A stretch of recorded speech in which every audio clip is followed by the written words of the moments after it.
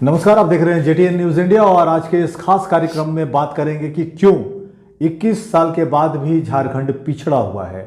यहाँ का जो सामाजिक ताना बाना है, यहाँ का जो आर्थिक ताना बाना है, वो किस ढंग का है। हेल्थ इंफ्रास्ट्रक्चर, एजुकेशन इंफ्रास्ट्रक्चर किस ढंग का है। मानव तस्करी एक बड़ी समस्या झारखंड की। लक्ष्मी जी, स्वागत। सबसे पहले आप एडवोकेट भी हैं हाई कोर्ट में।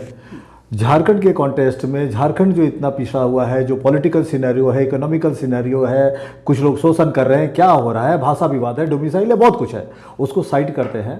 मानव तस्करी झारखंड की कितनी बड़ी समस्या है।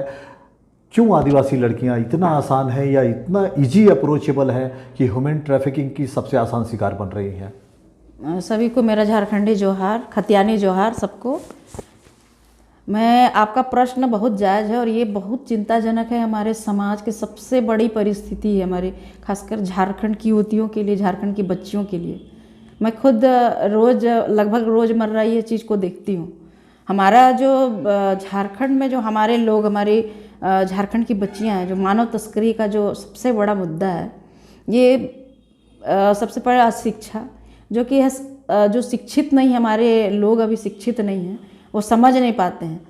और मानव तस्करी का सबसे बड़ा कारण है यहाँ का लोगों के यहाँ पे नौकरी का साधन नहीं है, गरीबी है। यहाँ पे लोकल लोग जो है, यहाँ पे कहीं भी उनको अच्छी नौकरी नहीं मिल पाती है, काम नहीं कर पाते हैं जो भी यहाँ की बच्चियाँ हैं।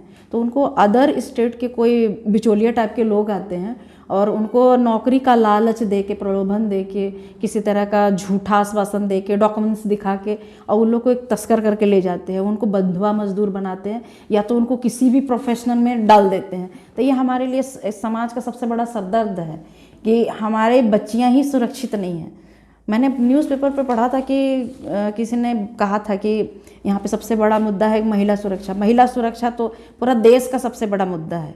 महिला सुरक्षा पर गंभीरता शायद ही कोई पार्टी ले पाती है, क्योंकि महिला जब तक बेटियां सुरक्षित नहीं होगी, जब तक जगत जननी सुरक्षित नहीं होगी, तब तक इस देश का, इस राज्य का विकास नहीं हो पाएगा। लक्ष्मी जी, एक चीज़ और भी है कि अर्थव्यवस्था को लेकर के जब कभी भी बात करते हैं तो जो CNT SPT एक्ट है झारखंड के अंदर, आपको लगता है कि ये लोगों के विकास में एक बड़ा बाधक है? संरक्षण तो है, लोगों की ज़मीनें सुरक्षित हैं, लेकिन अगर जो जनरल लोग हैं या जिनका CNT एक्ट से बाहर की ज़मीनें हैं, वो उस ज़मीन को सेल आउट करके, लीज आउट करके वो पूंजी बनाते हैं, धंधा करते हैं या बिजनेस में इन्वेस्ट करते हैं। ये सारा अपॉर्चुनिटी तो बंद है CNT SPT के कारण। तो अगर CNT SPT में अगर थोड़ा रिलैक्स अगर हो जाए तो क्या आर्थिक दृष्टिकोण से आदिवासियों का, मूलवासियों का जो आर्थिक स्थिति है, उसको क्या सुधारा जा सकता है क्या? देखिए, CNT एक्ट और NCPT एक्ट जो है वो ब्रिटिश सरकार ने भी इसको सुरक्षित 1908 के आसपास जी सुरक्षित किया है। इसलिए सुरक्षित किया क्योंकि वो भी आदिवासी मूलवासियों का जो अधिकार से उनको वंचित नहीं कर पाए। हम कोल विद्रोह का बात करते हैं। कोल विद्रोह एक उदाहरण है हमारे झारखंड के मूलवासी आदिवासियों का। तो अंग्रेज भी समझ गए थे कि जो हमारे झारखंड के जो आदिवासी मूलवासी है, उनके अधिकारों के साथ कभी हनन ना हो। ये CNT एक्ट और NCPT एक्ट वो उसका उदाहरण है। तो आपने जो एक अच्छा प्रश्न पूछा है, तो इसका तार्किक रूप हम आपको देंगे कि सही तरह से उनको ना तो मुआवजा मिलता है, ना संवैधानिक अधिकार मिलता है। कोई भी कंपनी, जब जो कंपनी कोई ST SC का ज़मीन कोई लेता है, तो उस टाइम में जो प्रावधान होता है उसका उल्लंघन होता है क्योंकि कंपनी अपना कोयलांचल का भी एक उदाहरण है जिसमें कि माइंस खुल गया, वो बंद भी हो गया। जी, मेरे पास खुद एक एग्जाम्पल है, केस है मेरे पास कि माइंस खुल गया। बेरमो विधानसभा का ये केस है। तो उसमें माइंस खुल गया, वहाँ पे अंडरग्राउंड भी खुल गया, और लेकिन अभी तक जो उसके खतियानी अधिकार रखते हैं, जो मूल रैयत है, उनको अभी तक कोई ना मुआवजा मिला है, ना उनको नौकरी मिला है। जबकि 50 एकड़ का जमीन वो दिए हैं CCL को, ना उनको मुआवजा मिला है, ना नौकरी मिला। अभी वो मजदूरी करने में मजबूर है, क्योंकि यही सब चीज़ें हैं। हम लोग तो कह देते हैं CNT एक्ट और NCPT एक्ट पे संशोधन इसलिए नहीं किया जा सकता क्योंकि अगर संशोधित हो गया तो सारे मूल निवासियों के जमीन फिर गलत तरीके से अधिकार कर लेंगे। इसलिए ये एक सुरक्षा कवच है जिसको तोड़ा नहीं जा सकता है। भले विकास कम हो रहा है, अवरुद्ध हो रहा है, लेकिन एक कवरेज मिला हुआ है। बिल्कुल। लक्ष्मी जी, एक और सवाल है, वो ये है कि जो हेल्थ इंफ्रास्ट्रक्चर है या जो एजुकेशन इंफ्रास्ट्रक्चर है झारखंड के अंदर, क्यों लोगों का सेहत गिर रहा है, सेहत के मामले में लोग अपडेट नहीं है, एजुकेशन लोगों का पीछे जा रहा है, इसको कैसे रिफॉर्म करना है? आप सेहत पॉलिसी बहुत बन रहा है, हाँ, लेकिन होता सेहत कुछ पे नहीं। बात करेंगे।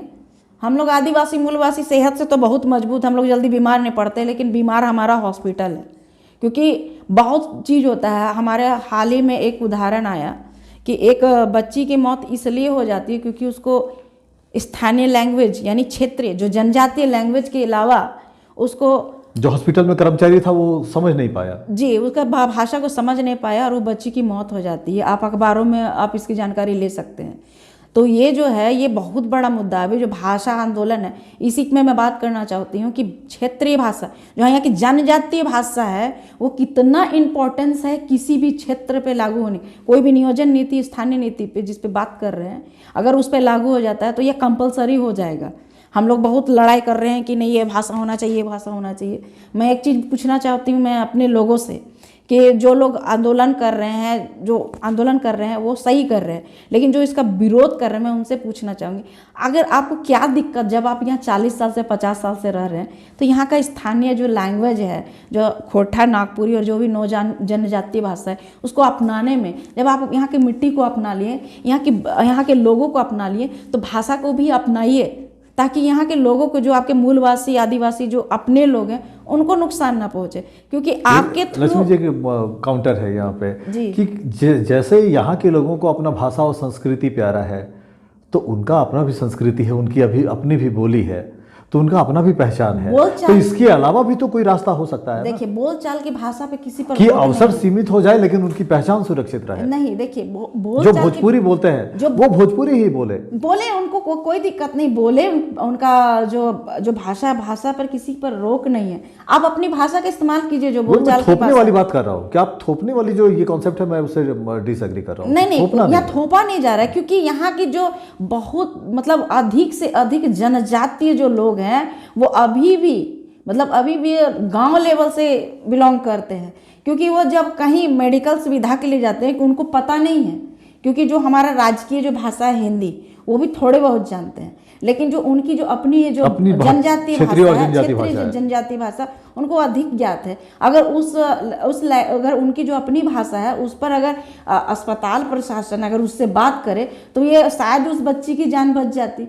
आप प्रशासन लेवल में भी चल जाइए, आप पुलिस विभाग में भी चल जाइए। अगर एक मतलब गांव से कोई पीड़िता आती है उसके साथ कोई तरह का अप्रिय घटना हो जाता है तो कैसे वो डील करेगी? अगर वो जनजातीय भाषा से वो बोल रही है और वहाँ के थाना प्रभारी और उनके थाना इंचार्ज को किसी को पता नहीं है उनकी बोलचाल की भाषा, तो वो तो पीड़िता को तो फिर न्याय नहीं मिल पाएगा। तो इसी चीज़ की लड़ाई है, स्थानीय नीति नियोजन नीति जो इसी चीज़ की लड़ाई है। मैं बार यही कहना चाहूँगी कि आप लोग यहाँ पे ये नहीं सोचिए कि आपके अधिकार का उल्लंघन किया जा रहा है, आपके अधिकारों को छीना जा रहा है। आप इस चीज़ को समझिए, आप जिस मिट्टी में हैं उस मिट्टी को अपनाइए। बस मैं अपनाने की बात कर रही हूँ। बाकी न्याय नीति जो न्याय संगत में जो होगा, जो स्थानीय नीति और नियोजन नीति आपके भी अधिकारों का भी सुरक्षा करना ये सरकार का काम मतलब वो संतुलन करना है कि संतुलन करना, बैलेंस बना के ये सारे नीतियों को पारित करे। ये सरकार की मानसिकता पर निर्भर है कि अपने स्थानीय लोगों पे को भी खुश करे और जो यहाँ पे रह रहे हैं 50-60 साल से उनको भी खुश करे। इसका मतलब है कि बहुत सारी चीजें हैं जो सरकार के हाथ में है। बिल्कुल सरकार के हाथ में है। लक्ष्मी जी, इसके अलावा जो सामाजिक संरचना है झारखंड के अंदर, ट्राइबल जो लैंग्वेजेस हैं, ट्राइबल जो लोग हैं, आपको नहीं लगता है कि वो भी मेन स्ट्रीम से थोड़ा साइकोलॉजिकली भी कटे हुए हैं? वो भी मुख्य धारा में आना नहीं चाहते हैं? मुख्य धारा में या सरकार उनको मुख्य धारा में लाने में नाकामयाब रही है? ट्राइबल है तो वो ट्राइबल ही है, जनजाति है तो वो पहाड़ी में ही है। नहीं वैसी बात नहीं है। देखिए हमारे लोग जो हैं, हमारे आदिवासी मूलवासी जो है वो भी समझदार धीरे धीरे हो रहे, वो भी अपने अधिकारों को पहचान रहे हैं। अभी आप जाइए रांची जाइए, आपको बहुत सारा ऐसा मिलेगा, आपको आश्चर्य होगा कि एक बॉन्ड जो 100 रुपये का बॉन्ड पेपर है उस पर ज़मीन मिल जाता है, लेकिन ये चीज़ इनलीगल है। लेकिन अब हमारे लोग दिमाग हो रहा है, उनका दिमाग बुद्धि खुल रही है, तो अब वो इस चीज़ को इनकार कर रहे हैं। अभी वो समझ रहे हैं कि हमारे अधिकारों का हनन किस चीज़ में, इस चीज़ को समझ रहे हैं। विकसित हो रहे हैं, धीरे धीरे हो रहे हैं, लेकिन हो रहे हैं। अभी तो ये आंदोलन ऐसा है कि बहुत से लोगों को समझ में आ गया कि अभी बहुत चीज़ बाकी है, हमारे लोगों को समझना भी बाकी है।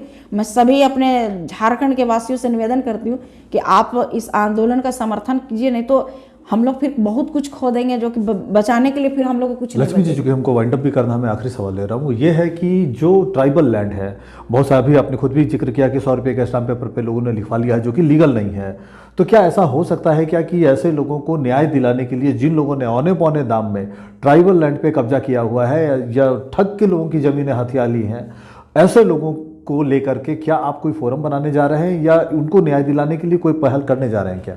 देखिए, मैंने तो फ्री लीगल सर्विस का एक खोला हुआ है मुहिम, जिसमें महिला के लिए मैंने अभी फिलहाल तो मैं महिलाओं को सुरक्षा दे रही हूँ, महिलाओं के लिए लीगल सर्विस दे रही हूँ।